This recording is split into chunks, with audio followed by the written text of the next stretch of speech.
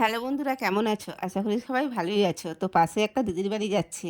তো ওদের বড়দিন হয় বিশাল বড় করে। তো ওরা রোজ কেক তৈরি করবে। তো চলো সেখানে গিয়ে দেখা যাক।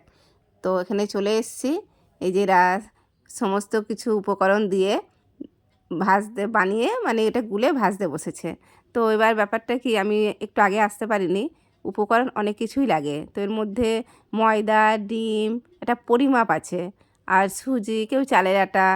তো মানে আর কি বলবো, এইগুলো দিয়ে আর দুধ এগুলো দিয়ে মাখায়। আর এটা দিয়েই ছাঁচের মধ্যে ফেলে এটা সুন্দর দেখতে লাগে। কি সুন্দর করে বানাচ্ছে। তো এটাকে রোজ কেক বলা হয়। তো এখানে দেখানো হয়ে গেছে। তো পাশে আরেকটা দিদির বাড়ি যাব, তো সেখানে গিয়ে দেখব। চলো। এই যে এই দিদিরা ভাজা স্টার্ট করে দিয়েছে।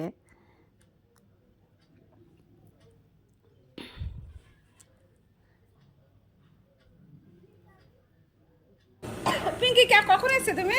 আমি এসছি 2:30টা। 2:30 থেকে বাজছো? না তখন থেকে না, এসে ঠিক চান করলো, এখন বসলাম, লাইট গল্প লাগাওনি? করলাম। আমার তো খুব ভালো লাগে ওই ছাঁচটা কি সুন্দর করে ওটার মধ্যে ডুবিয়ে আর ওটার মধ্যে ছেড়ে দেয় তেলের মধ্যে।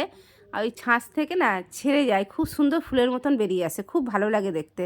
তো বন্ধুরা, তোমাদের কাদের কাদের এই জিনিসটা আছে এবং কারা বানাতে পারো, তো কমেন্ট করে জানাও। দেখো ছাঁচ থেকে কী সুন্দর ছেড়ে যাচ্ছে, দেখতে বেশ ভালো লাগছে, ফুলের মতন বেরিয়ে আসছে। আমার তো খুব মজা লাগছে। তো বন্ধুরা, ছোটো করে ব্লগ করলাম। ভিডিওটা যদি ভালো লেগে থাকে please please please like, comment, share.